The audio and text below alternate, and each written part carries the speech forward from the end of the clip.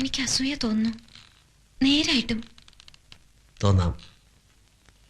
അറിഞ്ഞവർക്കും കേട്ടവർക്കും എല്ലാം അസൂയായിരുന്നു, ദൈവത്തിന് പോലും.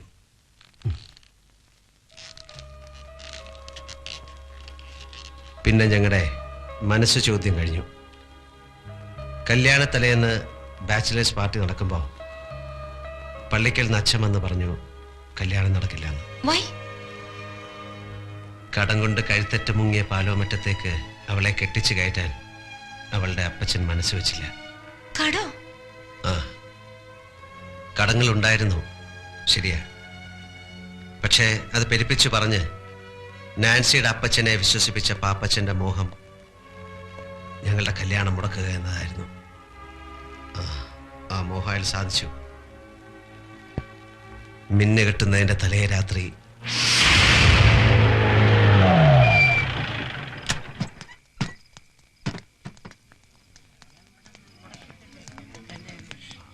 എന്താ അച്ഛാ ഇതിന്റെയൊക്കെ അർത്ഥം?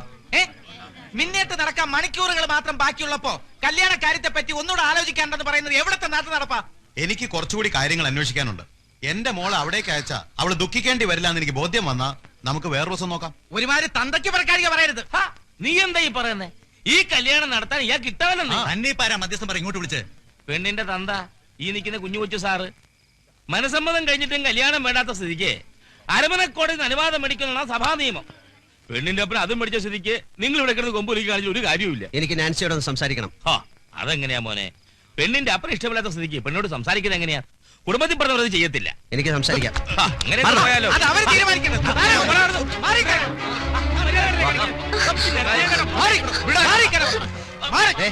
ഇവളെ വിളിച്ചിറക്കി കൊണ്ടുപോകാനാ ഞാൻ വന്നത്. നിനക്ക് സമ്മതമാണെങ്കിൽ നാളെ നിന്റെ കഴുത്ത് ഞാൻ മിന്നു കെട്ടും. വരാൻ തയ്യാറാണോ? തയ്യാറാണോ എന്ന്? അവിടെ നിന്നാണ് എൻ്റെ നഷ്ടങ്ങൾ ആരംഭിച്ചത്. വർഷങ്ങൾ കഴിഞ്ഞിട്ടും നാൻസിയെ മറക്കാൻ എനിക്ക് കഴിഞ്ഞില്ല. മനസ്സുകൊണ്ട് അവൾ എപ്പോഴും എൻ്റെ കൂടെ ഉണ്ട്, ഇവിടെ ഈ സിംഗപ്പൂരിൽ. പിന്നീട് സണ്ണിച്ചൻ നാട്ടിൽ പോയിട്ടില്ല? ഇല്ല, വേറൊരു വിവാഹത്തെക്കുറിച്ച് ചിന്തിച്ചിട്ടുമില്ല. നാട്ടിൽ നിന്ന് ഫോൺ ചെയ്യുമ്പം അമ്മച്ചിക്ക് ഒന്നേ അറിയണ്ടൂ, എപ്പോഴാണ് എൻ്റെ കല്യാണം എന്ന്. അത് നടന്നു കാണാൻ വേണ്ടി മാത്രം ജീവിച്ചിരിക്കുന്ന പോലെ. ഇനി ഫോൺ ചെയ്യുമ്പോൾ ഞാൻ പറയും, കെട്ടാൻ ഞാൻ റെഡി. ഇവിടെ സുന്ദരിയായ ഒരു നസ്രാണി കൊച്ചിനെ ഞാൻ കണ്ടുവച്ചിട്ടുണ്ട്, ദിവസം നിശ്ചയിച്ചോളാം. അപ്പൊ നാൻസി? അവൾ പോയി. കഴിഞ്ഞ വർഷം എനിക്കൊരു വെഡ്ഡിംഗ് കാർഡ് കിട്ടി. വധു നാൻസി, വരൻ എൻ്റെ കുടുംബം തകർത്ത പുല്ലാങ്കുന്നേൽ പാപ്പച്ചൻ്റെ മകൻ പോളച്ചൻ. ഇതാ പറയണത്, വിലപിടിപ്പുള്ള ഒന്ന് നഷ്ടപ്പെടുമ്പോ മറ്റൊന്ന് നമ്മെ കാത്ത് എവിടെയോ ഉണ്ടെന്ന്.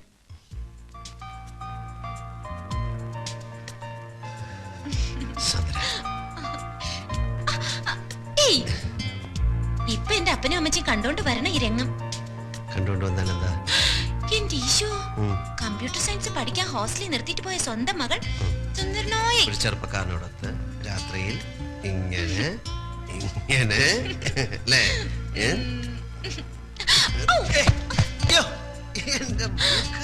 സോറി സോറി കേട്ടോ. പുതിയ ഇത്രയൊക്കെ ആയ സ്ഥിതിക്ക് ഞാൻ സണ്ണിച്ചാനുള്ളതല്ലേ? അതെ, അതുകൊണ്ടാണല്ലോ. അതൊക്കെ വീട്ടുകാരറിഞ്ഞ് പള്ളി വെച്ച് മിന്നു കെട്ടിട്ട് അതുവരെ എന്റെ പൊന്നു മോന് ക്ഷമിച്ചൂടെ?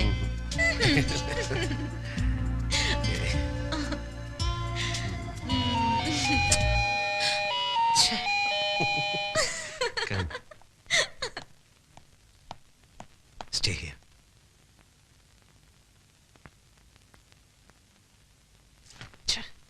കണ്ട നേരം അച്ചായൻ അച്ചായൻ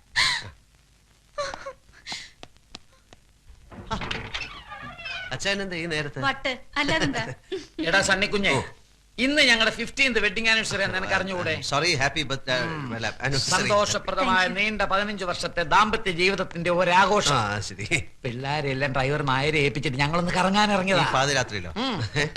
ഈ ഹണിമൂണിന് പാതിരാവുന്നോ പരാവെളുപ്പൊന്നോ ഉണ്ടോ? കടപ്പുറത്തിരുന്നപ്പോ എനിക്കൊരു ഐഡിയ.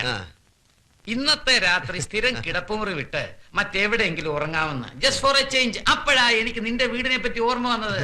അല്ലല്ല, നിനക്ക് വല്ല ബുദ്ധിമുട്ടുണ്ടോ? എനിക്കൊന്നുമില്ല. ആ, പിന്നെ ഞങ്ങളുടെ ഈ ത്രില്ലും മൂടും ഒക്കെ കണ്ട് നിനക്ക് ഒരു പെണ്ണ് കെട്ടണമെന്ന് തോന്നുകയാണെങ്കിൽ ഒറ്റ വെടി 2 പക്ഷി. ഛെ, ഇവിടുന്ന്. എടാ, എടാ, എടാ, നീ വന്നേന്ന് ഒരു പെക്കെട്. ചേച്ചി ഇട്ടും കടിക്കാം. അയ്യടാ, ഒരു പെക്കെട്. ഒരു small. നീ വാ, ഒരു പെക്കെടുക്കാൻ അല്ല ചേച്ചി വാ. ആഹാ. അപ്പോ നിനക്ക് ഞങ്ങളുടെ വെഡിങ് ആനിവേഴ്സറി ഒന്നും അല്ല, ഓർക്കാൻ ഞാൻ നേരമില്ല. അത്യാവശ്യമായിട്ട് എനിക്ക് ഒരു ജോലി ആ, ആ. വിസ്കി ഉണ്ട്. ഏ, അവിടെ അവിടെ ഒരു പെണ്ണ്. പെണ്ണ എവിടെ? ഒരിക്കലും രാത്രിയിൽ എങ്ങനെ പെണ്ണ് വരാൻ? ഇച്ചായ, അവിടെ ഒരു പെണ്ണ്. നീ നിർത്ത്. പെണ്ണൊന്നും ഇല്ല അവിടെ. ഹാ, നീ ശരിക്കുണ്ടോ? അതെ, വെളുത്ത ഫ്രോക്ക് ഇട്ടൊരു പെണ്ണ്. അയ്യോ, അത് ഞാൻ പറഞ്ഞിട്ടുണ്ടെന്ന് തോന്നുന്നു. ഇവിടുത്തെ ജോലിക്കാര് പല്ലും കണ്ടേ നമ്മളെ ഈ വീട് വാങ്ങിച്ച ഫ്രഞ്ചാരി മദാമേടന്നല്ലേ, അവരുടെ ഒരു ആന്റി ഇവിടെ പോയിസൺ കഴിച്ച് മരിച്ചിട്ടുണ്ട്. അവർ രാത്രി ഫ്രോക്ക് ഇട്ടുണ്ട്. ഈശോയെ, ഇത് മദാമയൊന്നുമല്ല, മലയാളിയാണ്. ഞാൻ ശരിക്കും കണ്ടതാണ്. എനിക്ക് ആ മദാമയുടെ പരിപാടിയിൽ ഏതെങ്കിലും മലയാളി പ്രേതങ്ങളായിരിക്കുന്നത്. അങ്ങനുണ്ട്. വേണ്ട വേണ്ട, അവന്റെ- അങ്ങനുണ്ട് ആ മലയാളി പ്രയത്നം. എനിക്കൊന്ന് കാണണമല്ലോ. ആവശ്യമില്ല പ്രേതത്തിനോട് കളിക്കണ്ട. കുഞ്ഞെ, ഞാൻ ആരാന്ന് നിനക്കറിയാമോ? കടമറ്റത്തച്ഛന്റെ ഗോത്രത്തിൽപ്പെട്ടവനാ. ഒരു പ്രയത്നം കളി അച്ഛാ, വേണ്ട അച്ഛാ. അച്ഛാ, ആവശ്യമില്ല തോക്കും കൊണ്ട് വേണ്ട. ഞാൻ പറയുന്നത് അച്ഛാ, വേണ്ട അച്ഛാ. ഏയ്, സണ്ണി ഇങ്ങോട്ട് പോകണ്ട. ഇല്ലാതെ തോക്കും കൊണ്ട് പോവില്ല. കളിക്കാൻ പോകണമെന്ന് പറയ്. വേണ്ട. അച്ഛാ, ഷൂട്ട് ചെയ്യരുത്. അത് പ്രേതമല്ല, എന്റെ ഫ്രണ്ടാ.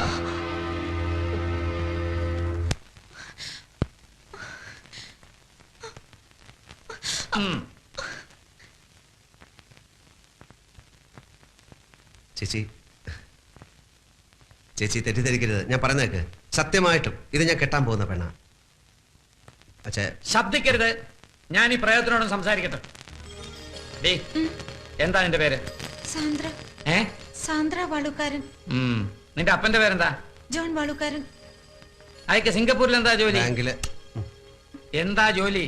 ബാങ്കിൽ വർക്ക് ചെയ്യുന്നു. നിന്നെ ഇവൻ കെട്ടുമെന്നുള്ള ഉറപ്പാണോ? അതെ. ഉറപ്പാണോ? അതെ. നടക്ക. നിന്റെ അപ്പന്റെ ശരിയായിട്ടുള്ള അഡ്രസ്, ഫോൺ നമ്പർ എല്ലാം ഇതിൽ ഫീഡ് ചെയ്. നടക്ക. എടാ, ഇത് സത്യമാണോടാ? അതോ ഞങ്ങളെ ബോധിപ്പിക്കാൻ വേണ്ടി നീ ചുമ്മാ കള്ളം പറഞ്ഞാണോ? സത്യം. എന്റെ മരിച്ചുപോയ ചാച്ചനാണ് സത്യം. എടാ, ഞാൻ അമ്മച്ചിയെ വിളിച്ച് ആ, പറയാം. പറ. എന്നെ വിശ്വാസമല്ലേ, ഞാൻ തന്നെ വിളിച്ചുതരാം. ദാ.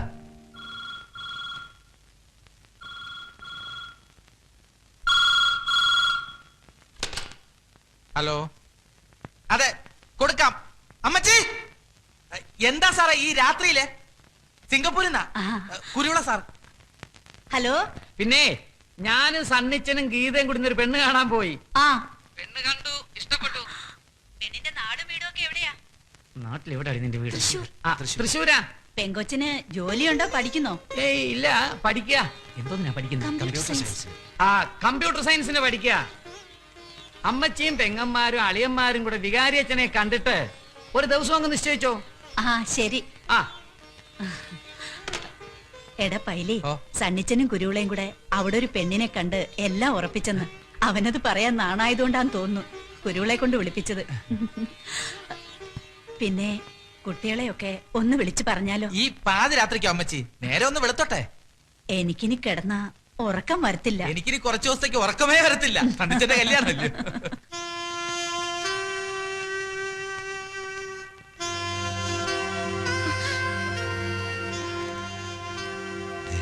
ഇപ്പം വീട്ടുകാരെ അറിയിച്ചു. 2-3 ദിവസത്തിനുള്ളിൽ തീയതി നിശ്ചയിക്കും.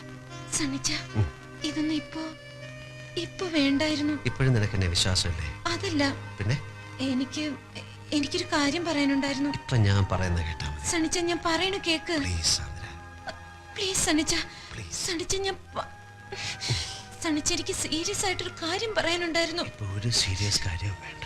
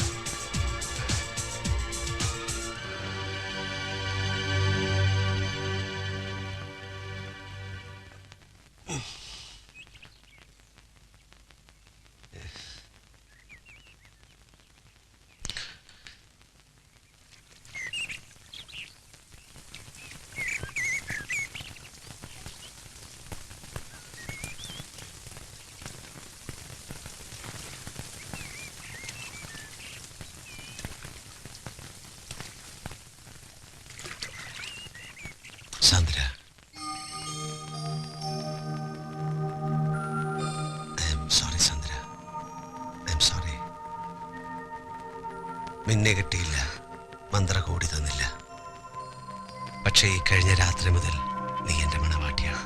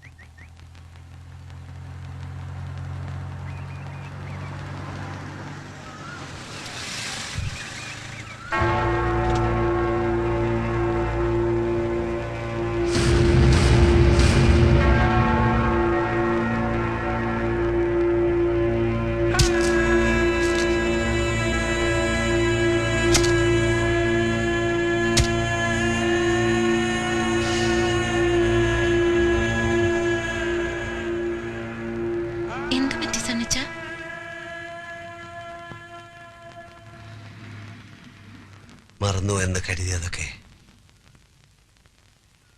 ഞാൻ ഓർത്തുപോയി. അപ്പച്ചന്റെ മരണത്തെ കുറിച്ച് മരിച്ചതല്ല, കൊന്നതാണ്, കൊന്നതാണ്, കൊന്നത്.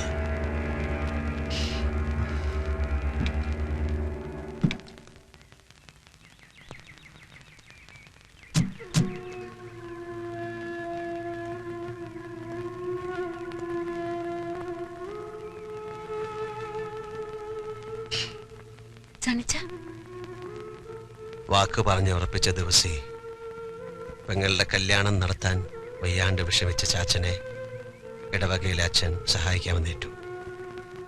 പുതിയ പള്ളി പണിയാൻ പിരിച്ച പള്ളി ഫണ്ട് എന്ന്. അതിപ്പോ എന്നാ കമ്മിറ്റി തീരുമാനിക്കാനാ? ഇട്ടിച്ചൻ എത്ര രൂപ വേണ്ടെന്ന് വെച്ചാൽ അങ്ങ് എടുത്താ പോരെ? എന്ന് പറഞ്ഞാല് പൊതുമുതലാവുമ്പോ ചോദിക്കുകയും പറയുകയും ചെയ്യാതെ എടുക്കാൻ പറ്റുമോ?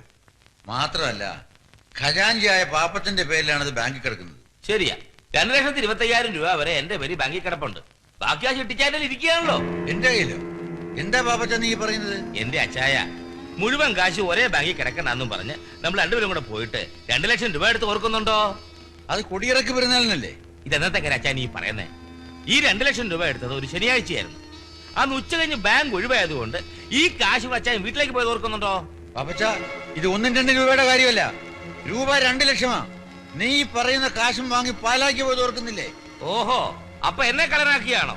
ഇടിച്ചാൻ കാശെടുത്ത് മറിച്ചേക്ക് തുറന്നങ്ങോട്ട് പറ, വെറുതെ മനുഷ്യനെ ആദ്യം കയറ്റാതെ. ഞാൻ കാശെടുത്ത് മറിച്ചെന്നോ?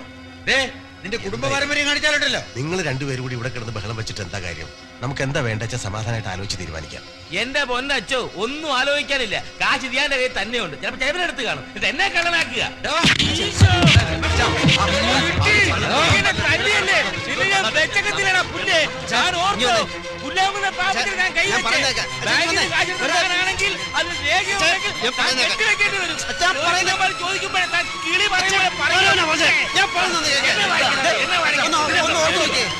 കള്ളം പറയത്തില്ല അച്ഛൻ എന്തോ തെറ്റ് പറ്റിയതാ.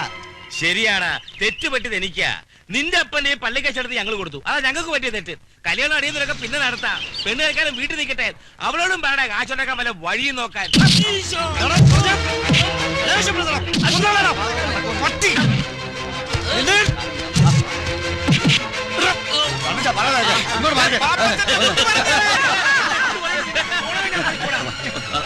എന്റെ അപ്പനെ കള്ളനാക്കിയിട്ട് നീ ഇവിടെ ജീവിക്കത്തില്ല. അടുത്ത പള്ളി കമ്മിറ്റിക്ക് മുമ്പ് കാശ് തിരികെ കൊടുത്തില്ലെങ്കിൽ അടുത്ത പെരുന്നാളിനെ കാണിക്കത്തില്ല. ഓടാ പുല്ലേ.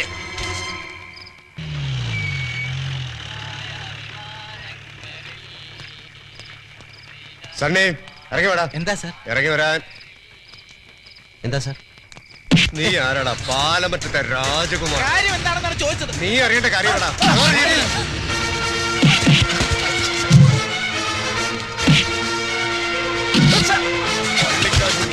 ഗുണ്ടായിസം കാണിക്കണോടാ. വലിച്ച് കേട്ടടാ അവനെ. കൊണ്ടുപോകല്ലേ സണ്ണി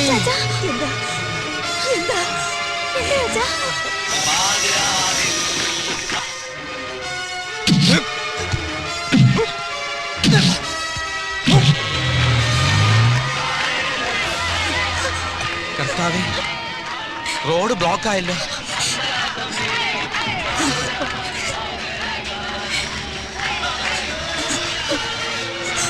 സണ്ണി